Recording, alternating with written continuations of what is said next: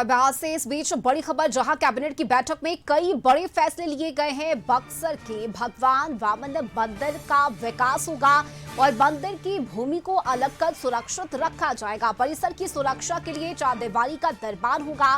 बिहार के 31 bus stand hi tech बनेंगे। PPP model पर बस अड्डों का विकास होना है। पटना, भागलपुर, मुजफ्फरपुर, गया, दरभंगा, पूर्णिया, मुंगेर, कटिहार, सहरसा, नवादा, मधुबनी इसमें शामिल हैं। और इसके साथ ही देखिए, बिहार के 1100 श्रद्धालु सोमनाथ की यात्रा करेंगे। बिहार में 5 नए केंद्रीय विद्यालय खुलेंगे, जिसमें पूर्णिया, राजगीर, शेखपुरा, मधेपुरा और मधुबनी शामिल है। 5-5 एकड़ सरकारी भूमि उपलब्ध कराने के प्रस्ताव को मंजूरी मिली है।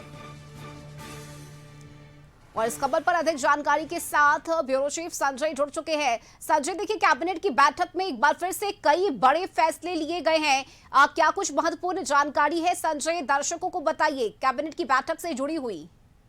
जी, निश्चित तौर पर रश्मि, कैबिनेट की बैठक अभी थोड़ी देर पहले संपन्न हुई और इसमें 29 एजेंडों पर भारत सरकार ने अपनी सहमति जताई है। कई महत्वपूर्ण एजेंडे हैं, इसकी चर्चा मैं करना चाहूंगा। जो एक बड़ा फैसला लिया गया है, वीरपुर हवाई अड्डा विस्तार को मंजूरी दी है सम्राट कैबिनेट ने। बिहार सरकार के नागरिक उड्डयन विभाग का यह एजेंडा था। वीरपुर हवाई अड्डे के विकास एवं विस्तार के लिए महत्वपूर्ण प्रशासनिक स्वीकृति प्रदान की गई है। विभाग की तरफ से जो जानकारी दी गई है, 88.83 एकड़ भूमि के लिए राज्य स्कीम मद से करीब 29.57 करोड़ रुपये मुआवजा राशि की प्रशासनिक स्वीकृति आज सम्राट कैबिनेट ने दी है। इसके अलावा बिहार सरकार के शिक्षा विभाग उच्च शिक्षा क्षेत्र में एक महत्वपूर्ण कदम उठाते हुए सम्राट सरकार ने बिहार राज्य विश्वविद्यालय सेवा आयोग कार्य संचालन नियमावली 2026 के प्रारूप को अपनी मंजूरी दी है। इस संबंध में जो जानकारी दी गई है विभाग द्वारा, उसके अनुसार राज्य के विभिन्न विश्वविद्यालयों और कॉलेजों में बड़ी संख्या में शिक्षकों के पद खाली हैं, जिससे शैक्षणिक गतिविधियां प्रभावित हो रही थी। अब नई नियमावली आज लागू हो गई है। इससे जो नियुक्ति प्रक्रिया है वो अधिक पारदर्शी, प्रभावी और समयबद्ध बनाने की उम्मीद है।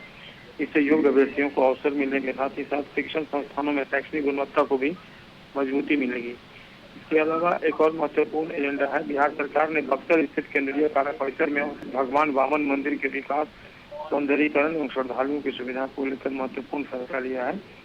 सम्राट सरकार ने अब जो मंदिर परिसर के समग्र विकास का मार्ग प्रशस्त करने वाले प्रस्ताव को आज मंजूरी दी है।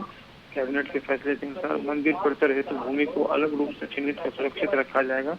इसके लिए चारदीवारी का निर्माण कराया जाएगा और आवश्यक सुरक्षा व्यवस्था भी विकसित की जाएगी।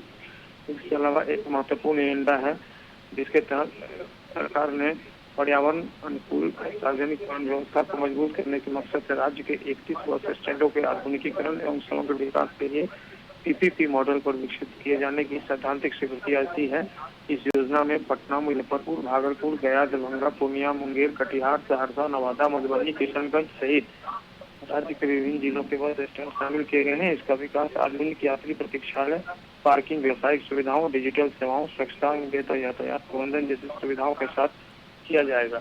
तो निश्चित तौर पर कई महत्वपूर्ण एजेंडे हैं, जिस पर आज सम्राट सरकार ने अपनी सहमति दी। बिल्कुल संजय, देखिए, और मुख्यमंत्री की तरफ से सोशल मीडिया एक्स पर पोस्ट करते हुए भी कई जानकारियां दी गई है बैठक से जुड़ी हुई। बहुत शुक्रिया संजय आपका इस जानकारी के लिए।